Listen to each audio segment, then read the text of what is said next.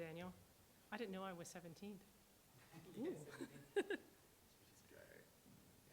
Okay, is that better? All right, the beginning is always challenging. Everyone ready? Oh, it's good to have my notes.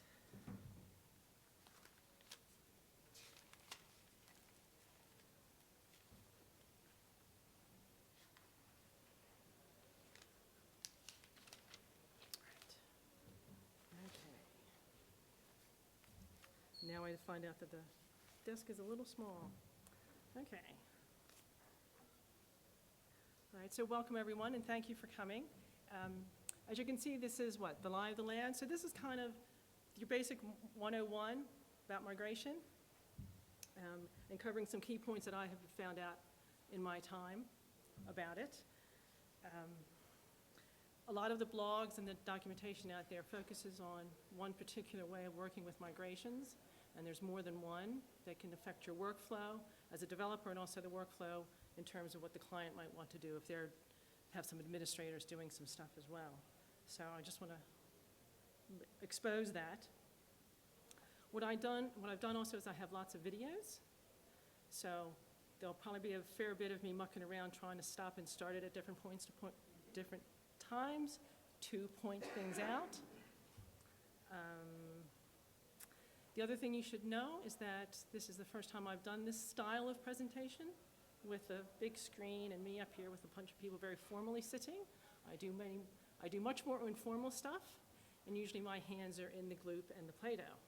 So very different environment, and feel free to help me feel comfortable. Ask a question, something like that. All right. So let's begin, and let's see if I can manage to figure this out. Something about me, which you've already heard. This was a late edition inspired by my husband, who said last night, "Oh, do you have a slide about you?" And he knows I don't talk about myself, so this is quite rare. The first important thing you need to know about me is I'm a Play Center mother, and I will talk screeds about that if you want to know what Play Center means. The important thing in terms of Drupal, what it means is that Play Center is an adult and early childhood education service, that it's a cooperative. It's where I got my grounding in actual hands-on, practical application of sharing my knowledge with others, learning from others as we're doing the things we were doing. And obviously that has a very strong correlation with Drupal community. I began my career way back in the 80s doing assembly language on machines that we lovingly called boat anchors a few years later, because they're all long and gone. RSX11M, if you know. And then I was out of IT for a very long time, raising my children. It was a conscious decision. And I got back into IT. What does it say? 2009. Yeah, it sounds about right. And I took a while to figure out what I wanted to do. I already knew about free software because I'm old enough to know who Richard Stallman is. I was in Boston at the time he was there. So I was limited in my search of what I wanted to do in IT. And I was also fortunate enough that I did not have to be employed at the time. My husband's a mucky muck. He's a business person. And then I wound up focusing in on Drupal, and I joined that in 2012. And then the key event was this one, where I was bewitched. CHX gave a talk at Drupal South. That's short. 2014, and I was just taken by it. And it took me a few years to get into it, but that's what I decided to do solely. And eventually they liked what I was doing, so they made me a subsystem maintainer. And then a little while after that, somebody approached me about a job. So if you want a career path, that's one. All right, let's try and get into this a little bit. Okay, you're going to start doing an upgrade. The goal of your upgrade is you want to be able to just do a one-click, you know? I have this Drupal 6 or 7 site, which is primarily talking about Drupal as your sources, and you want to do a one-click. What does that look like, and how do you know that's going to work? It's going to work because you've contributed to all the contrib modules out there, so they have migration paths. You know? But I do think it's helpful to see what that looks like.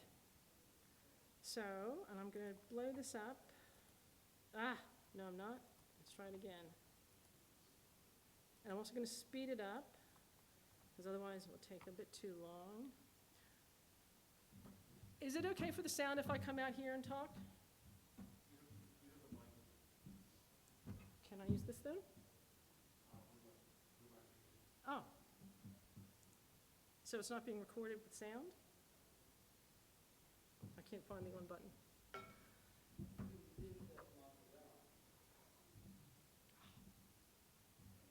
Ah.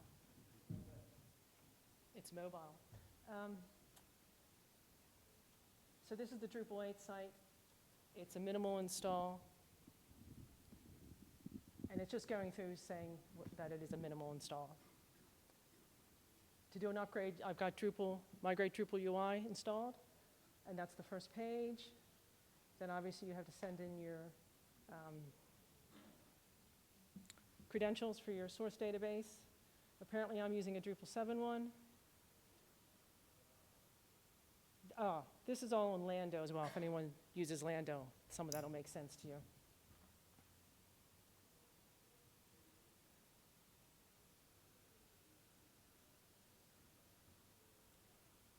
I'm going off to show you all the files that it has.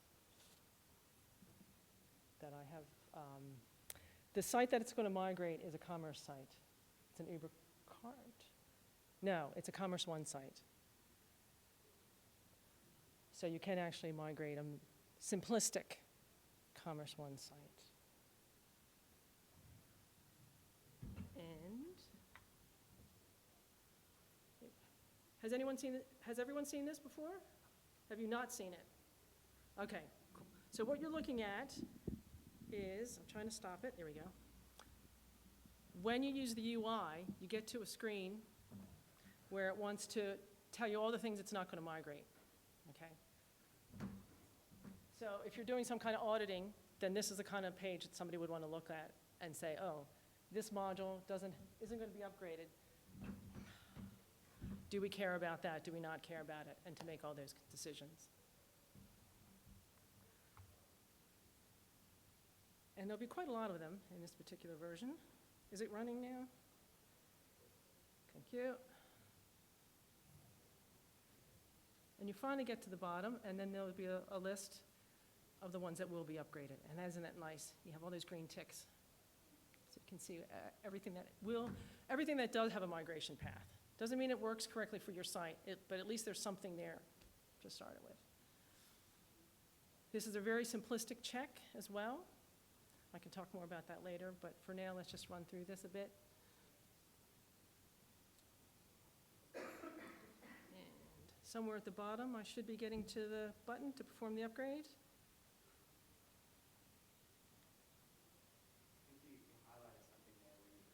I did.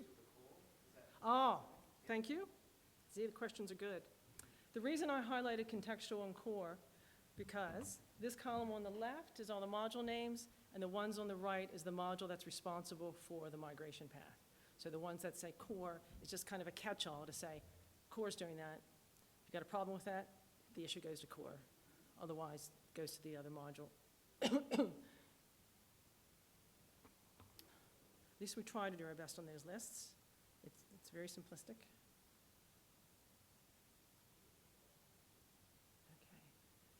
Okay. Now, let's start running the upgrade. This is running through batch.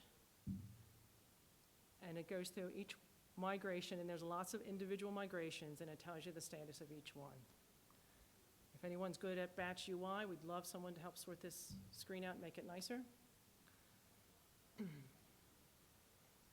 And this is where I'm going to try and skip ahead, because it's just a lot there. All those messages will wind up in the table and the logs. And look, I jumped a little far ahead to a logs. So it finished it. You get a nice little message saying, congratulations, you've upgraded Drupal. And you say, that's cool, I want to see what error happened. This is now into Watchdog to see the reports. And I just picked one, didn't I? The user, that file is missing, and that is actually true. The file wasn't on my test version. And I think it's mostly about user files that are have errors. But the point is, it's a good place to look for all your errors and decide if they're ones you have to deal with or ones you can ignore. And jumping ahead. Okay, so now here's the site. So you can see it's changed the name to Commerce Kickstart. It's a commerce site now. And I have some content. So I brought in this particular shirt, and it has all the variations, and it has the, what do you call them, the attributes. So in other words, migration works for most things, or should I say for many things. There's still a lot of work to do, as there is with anything. The ideal that we're trying to get to is this. Okay, Then there are the tables. This is another important thing about migrations. Where's the pause? When you do a migration, Migrate keeps track of every single row of information that goes across. So a field value, some individual setting that might have been the variable table. There's a map table for that migration with heaps of information about it. There's 2 tables for each migration, migrate map, which maps your source IDs to your destination IDs, and then there's a message table that will hold any of the error messages. And this is showing how many there are, because there are heaps of them. If there are complaints in the issue queue about people who are running migrations on sites where apparently the host providers limit the number of tables you can have, this is a real bugbear for the people with that problem, that it's difficult for them to run a migration.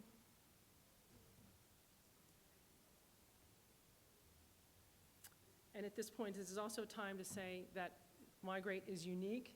You're laughing, Chris. That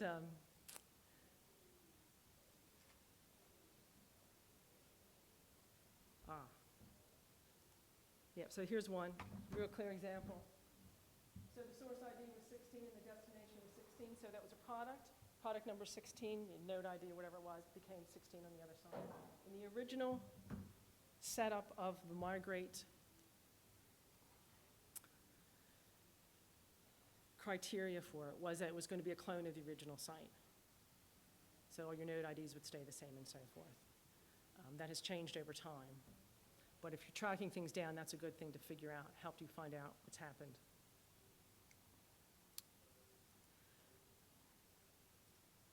Another, I think I go to an error one here.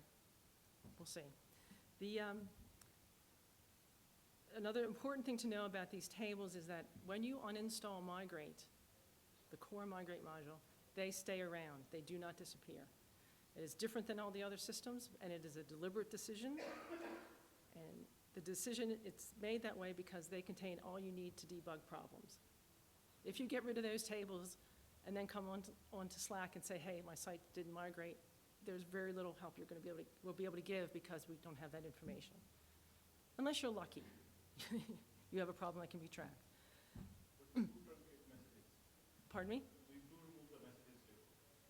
You remove them? No, so if you uninstall the migration, the messages table should be removed, right?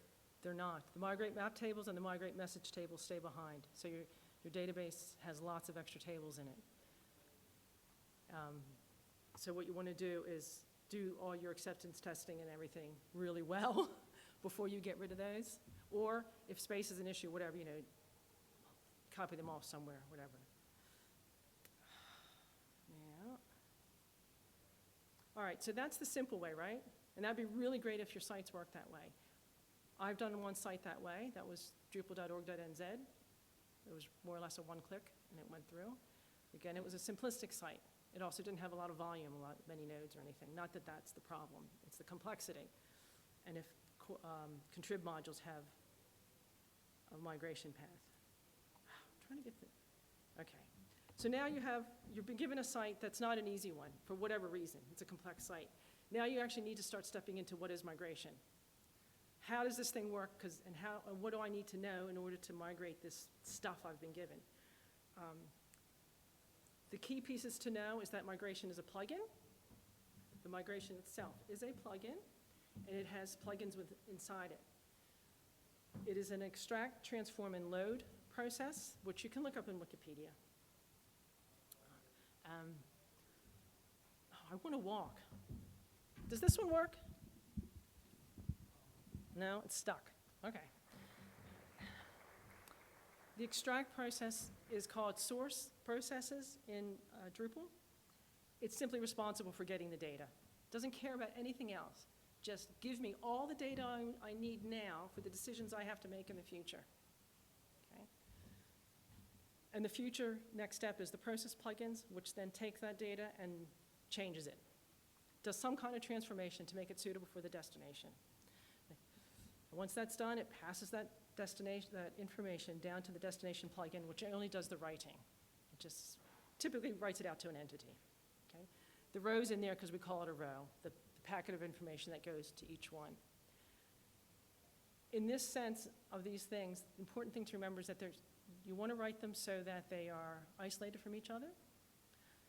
For example, a transform process, the process plugins, really shouldn't be going and looking at your destination site. Like, for some reason, I'm in a process plugin, and I think, I really need to know if module X is installed on my destination site. So you can write some code there to do that. Not a good idea. It might work, but it's not a good idea because it tends to make it more difficult to debug. It's better off to say up front, I'm going to need to know if this module's installed. How about I do it in my source plugin? Get all my information I need up here. And then when you're in the process, you're just dealing with this tweaking. And similar for the destination plugins, if you find yourself writing one, stop. Take a walk around the block and think about it.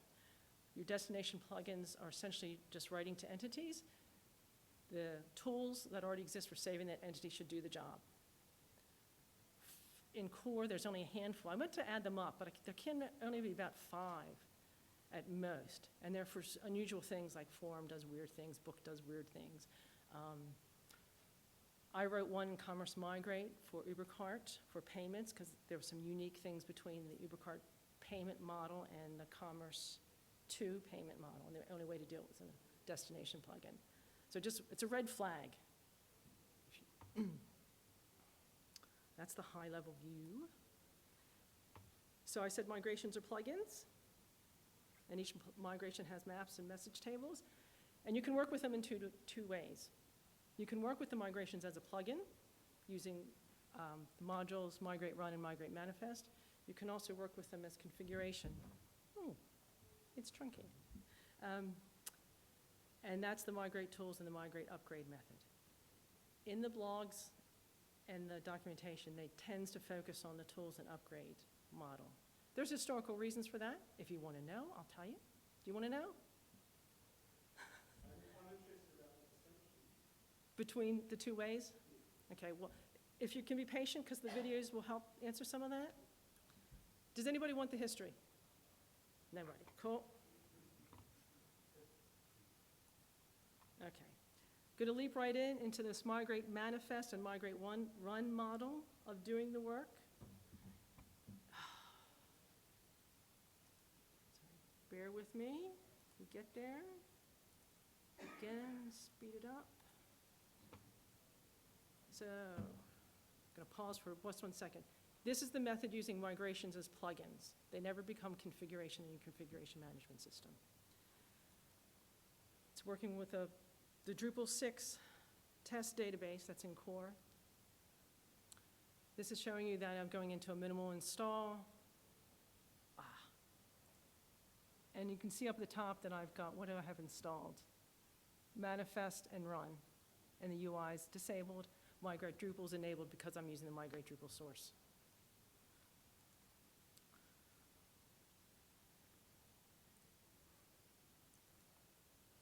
Does anyone not know what Lando is? Lando is a development environment. It's a big wrapper around Docker. So these are all my sites I used for this were built with Lando. So to talk to them, I have to say Lando before any drush command. So it's just sending it to SSH. And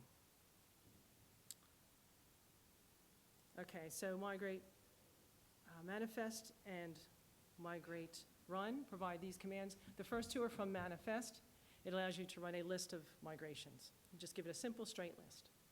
Template list will list all the migrations that it found in your site. The following ones, status, import, rollback, stop, reset status, messages, and field source, are the same in migrate run and the same in migrate tools. So they work differently behind the scenes, but the commands are the same, and they're pretty straightforward what they do, the status of a migration. Import one, roll it back, and so forth and so on. Field source I actually don't use so much because of the work I do, but it gives you a list of all the source fields that you have available, which can be handy.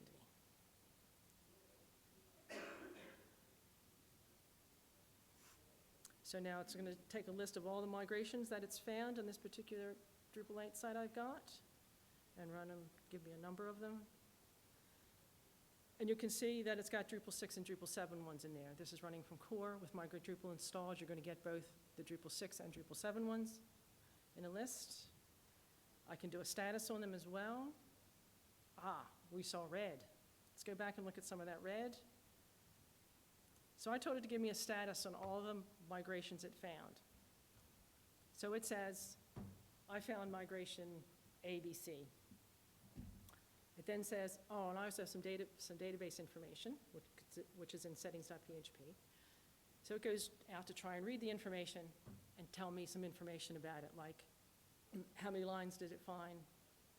Has anything been imported or exported yet? Not exported, sorry, unprocessed. But of course, in that list, there are D7 ones. So it's going to try and execute those as well, those source queries, to get the information. And it's going to say, oh no, you don't have those right tables. So in my sense, I'm migrating a Drupal 6 site. I don't care about that.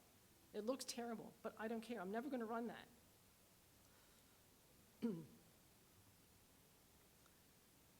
And so all the migrate status commands will give you this information, the name of the migration. Status is whether it's actually currently importing, currently rolling back, or idle, doing nothing. The number of rows it found, and if they've been imported or unprocessed, and the last time it was imported, that would be a time stamp on the end. So you'll get the same thing again for migrate run and migrate tools. Okay. Now what's this beastie? Node 6, :article. If you look in core, you'll look at the node migration. It's this little thing, but of course we know nodes have bundles, so it'll create them, each one for you. So node article will be a bigger one, has the fields in it, and node and company will have the company fields in it. So they've all been created now. Note the colon. The colon exists in migrate run and migrate tools. I'm pretty sure it's an underscore. So they do things different, a little different. So anything that has fields goes through this process, derivation process. So the nodes, the node revisions, the node translations will do the same, and term nodes do them. So you get a lot of them. And the other thing to notice here, I just grabbed one as an example that has an NA, and we see it's a Drupal 7, so I don't care about it in this case. But if it said D6, it's a red flag. It immediately tells you you've got something wrong with your database connection. And trust it, go find out what's wrong.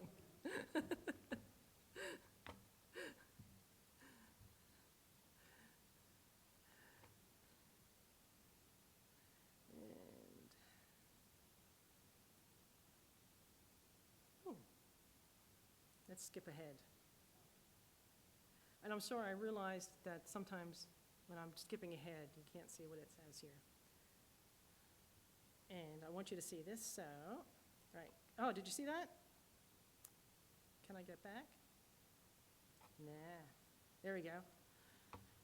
So that says migrate status with a tag on it, a tag of Drupal 6. All the migrations in core are tagged with Drupal 6 and Drupal 7, and content and configuration, so you can sort them a little bit. So now it'll do the same thing, but just give me the status for the Drupal 6 ones. And we'll zip through that, hopefully. And here's one where it's saying Drupal 6. that entity one it just had highlighted, that's a Drupal 6 one with the NA. So that raises a flag to me. It's a Drupal 6, I'm doing a Drupal 6 site, why is that one not there? I happen to know it's translation, and I didn't enable translation, so that's okay.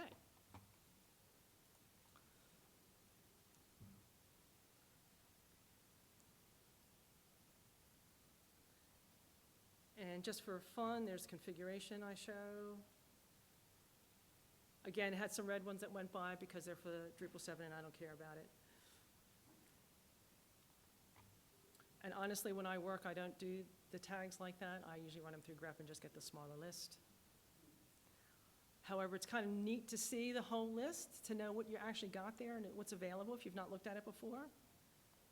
Okay, so now let's get into a little bit of meat here. This is Migrate Manifest, which is the one that allows you to run a specific set of migrations. So it could be D6_node article, and only that one, or it could have a whole bunch. And that's what I'm going to do, is a whole bunch. In this case, I have to give it the database credentials, etc. Oh, come on. Come on. There we go. You'll see the file come up. As you can see, it's just a simple list, a YAML list with a hyphen in front of each one. And I quite blindly took this list and just created it without much thought. Just threw them all in there. But you can see it gives you the potential for making one for just users, just fields, or just the small things like the system cron and system site settings and stuff. So you can do your development faster. This is worth highlighting. It's very, very important. I use this special command, lando db export. Oops, sorry. Whenever you're about to do a migration, save your database.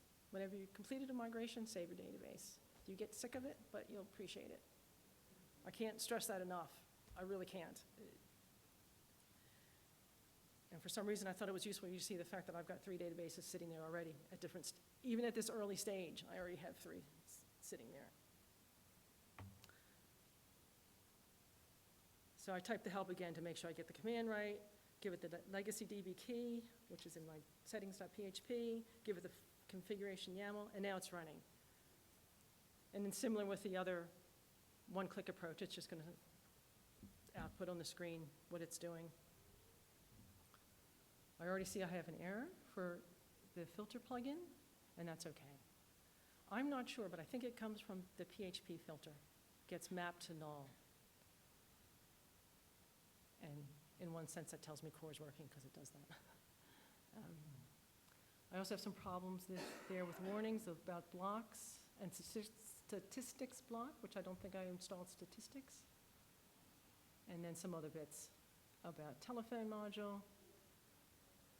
Yeah, those are all about the phone module. So at this stage, I find out in my migration, oh, I made a mistake, I don't have phone, what do I need to do?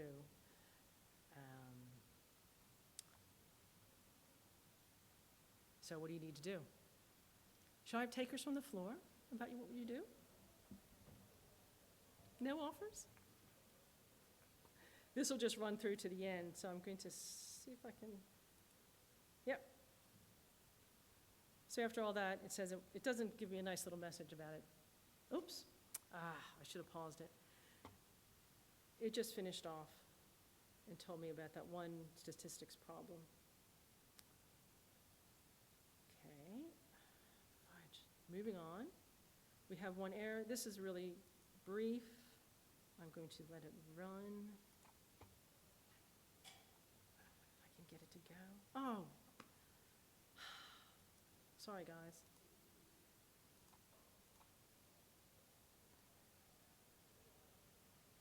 Essentially, what it should be doing is it's just going to go back, re-import the database from where I was, and that's Lando's messages about dropping the database. Then it's going to reinstall it, which takes it a little time because my machine is not the fastest in the world. So in one sense, it's kind of boring to see, but in one sense, it's also really important because it's such an important point about saving your databases. I'm going to skip ahead a bit here. Here we go. So I've installed, the database is installed. Bring in telephone. again, save my database again, because I'm particular about that, always do it. And then it's going to run it again, and you'll see that the telephone error message don't appear, and see if we can just zip ahead. Zip ahead and see no errors, right? Trust me, there are no errors. Oh, okay, so I did a status in there, that's what that is. So I did a status of all my configuration migrations, and that's the kind of screen you'll get out at the end. We have some nice some numbers in there now, so you can go back through and look and see exactly what's happened and what's come through. Again, worth noting that you'll still see D7 ones that try to go get it. And of course, D7 user mail variable exists, so it sees it, because it's the same as D6. And then we have nice percentages and everything to give you a guideline on what's going on. Cool. Oh, you want to see the site? There you go. So this did configuration. So you've got some vocabulary. And then showing this because I'll use it later as well. So all your content types came in. Okay. Oops, I want to get out of this guy. Right. That was using them as plugins. And it was not editing a migration yet to show how you have to edit with the workflow.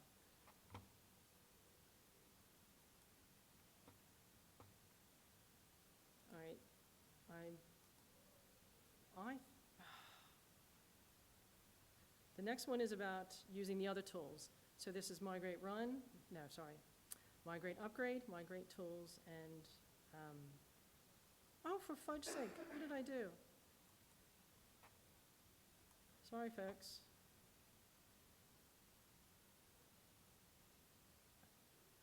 Oh dear, it's got a mind of its own. How do I stop it?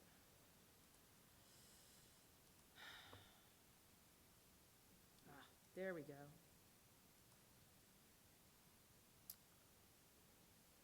And what's the speed one, this one? Okay. This is the stuff that you'll see more in the blogs and stuff, using these different modules. All right, so this is migrate upgrade. Kind of looks like manifest, where you need to have the DB key and so forth. But it'll do something different. So I'm going to do it with the dash configure option, which is this one. And configure does just that. It configures the plugins as configuration in your configuration management system. So you'll see it says exporting, and that's what it's doing now.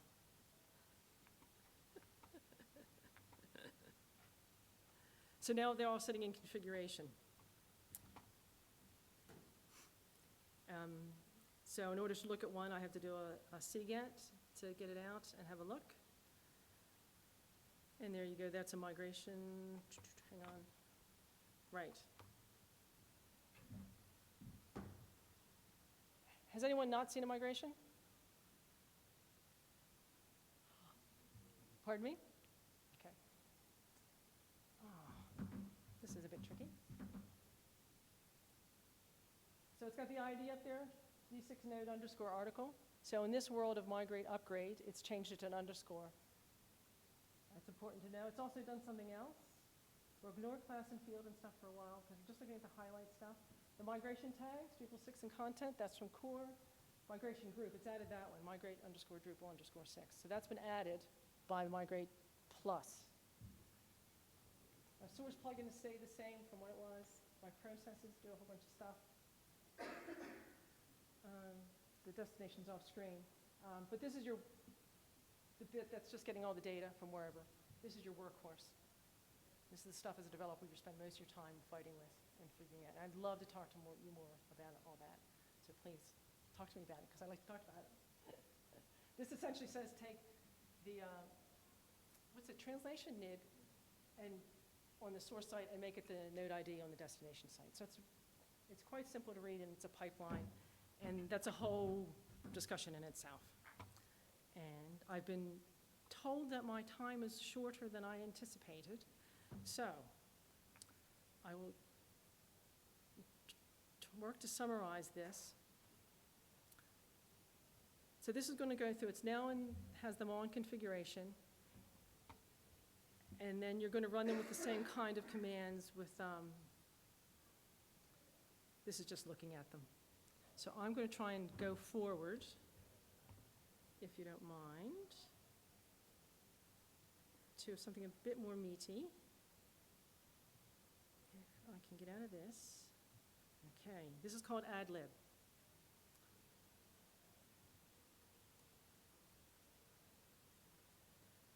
So with the migrate upgrade one, you would do the same kind of thing with the, you do an import.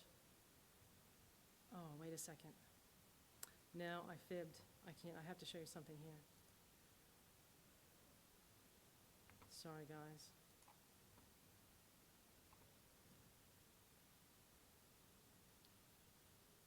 There's something very important about the migrate tools world. I've already run the migrations with the drush MIM command.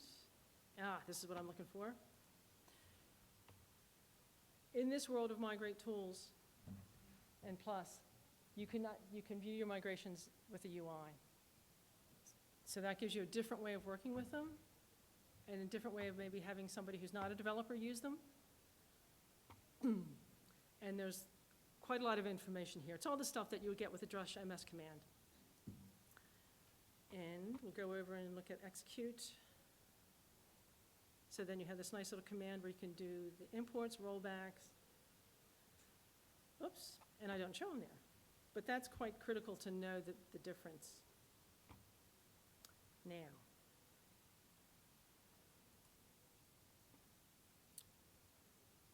what happens when you want to change something? This is the part of the workflow, which is the most interesting.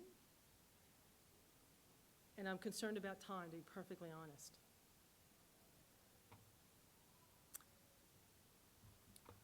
And I'm wondering, I think the best way to do this is for me to verbally say it to ensure that you get the information.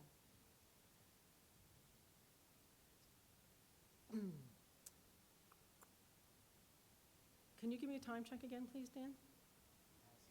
6 minutes, okay. Stop. We're doing the verbal thing. Okay. So there's two different worlds. One where the migrations always stay plugins, and one where they become configuration, and you can use the UI. Okay. If you're doing CSV, it's usually on this side as well, because they become configuration. That's what migrate or CSV does, I think. Sorry, I get it. I don't do it very often.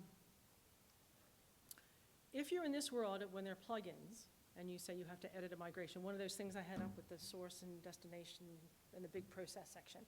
So you have to go in there and edit something and make a change. So you go in there and you have, back up, you have a custom module where your migration is sitting. It's sitting in, just like core, sitting in the migrations directory, which is what core does.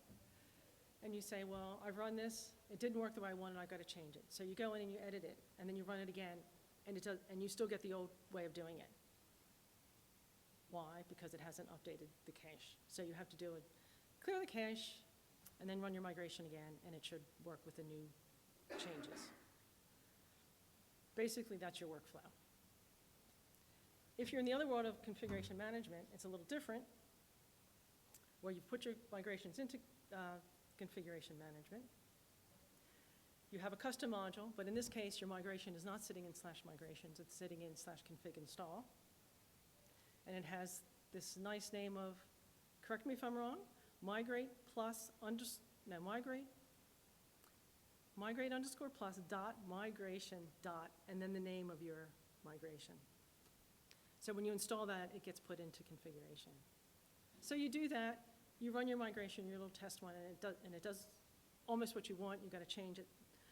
So you go back to your custom module, you change it, but now you have to get it into configuration management. As far as I know, the way to do that is to do it with config devel, and the shortcut is drush space CDI install, and then the name. So it would be migrate plus dot migration, so it'd be the whole long thing to update that. And then when you run it, it'll run correctly. So this is in your configuration management, and anyone who's doing real live sites and all that kind of stuff, that'll mean more to you than to me. And so that might be something really useful that you want it in your configuration management. And if you're going to use migrations that way ultimately, then you want to do that. And it doesn't mean as a developer you couldn't use this other way until you're, towards the end where you have to switch over, whatever. They're not if you have migrate run and migrate tools on your development site, you have to make sure which one's enabled. Make sure you're doing the right thing.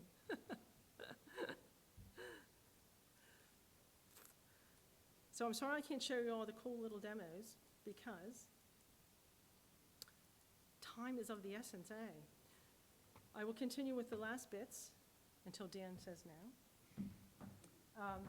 There's lots of sources out there for your source plugins, just so you know. Did some research and there's lots of, and there's some interesting ones. I never heard of a thing called Gather Content, some website that does things, and you can go, somebody wrote a module to do, to get to that stuff. So there's plenty out there. And what else do we have? I did a little research on the process plugins, which is your meat. Of all the slides, this might be one of the more useful ones of what's out there. It's too long to go through each one and figure out which, to know in detail each one does. Since I work so much in core, I don't use these because I have to use core ones. But there's a lot of power in those, definitely. Oh, the other important one is this list. Let's see if this works. This is my friendly list of all the process plugins in core. Once I started writing migrations, this is your friend. Until they become, off your fingertips, this is really useful to have, to know what you can do with just core and your process plugins. And I think that's it, guys. Yeah. Pardon me? There's a documentation page for these process plugins, explanation and all that. Oh, yeah. Yeah. You want to see a docs page? Yeah. Oh, yes. Yes, work through all those issues. I really love questions, comments, anything.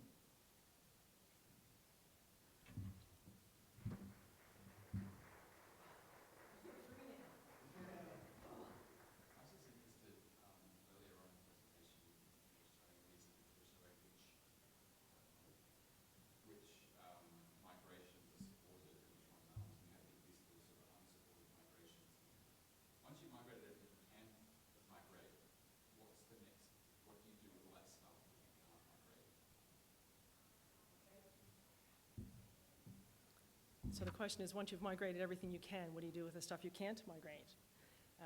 That's a good question. What I was showing was the configuration part. So in that sense, I still had content to run.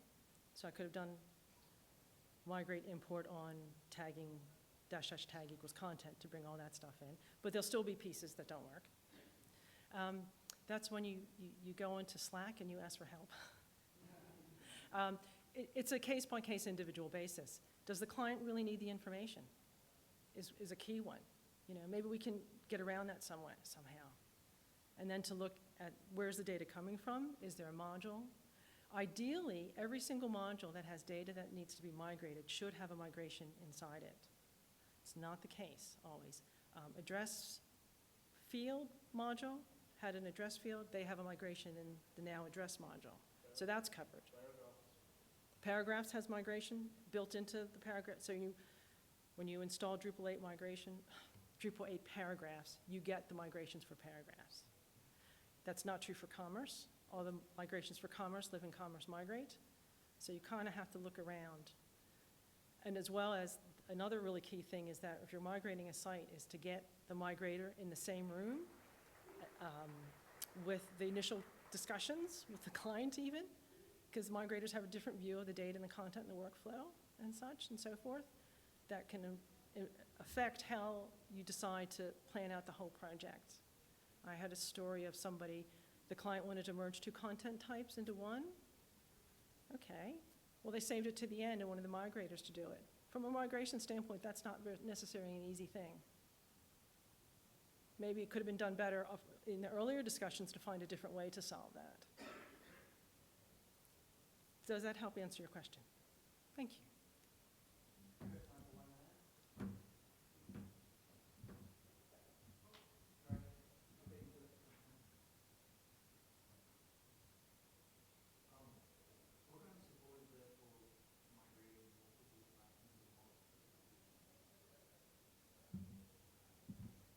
So the question is about migrating multiple sites into one site.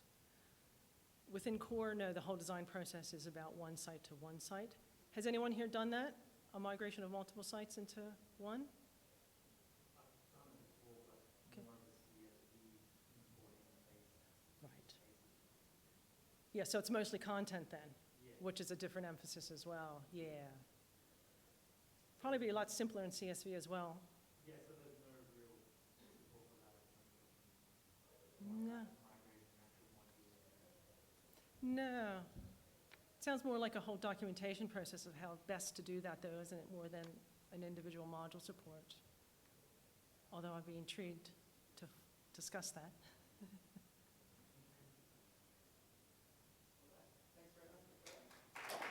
Thank you.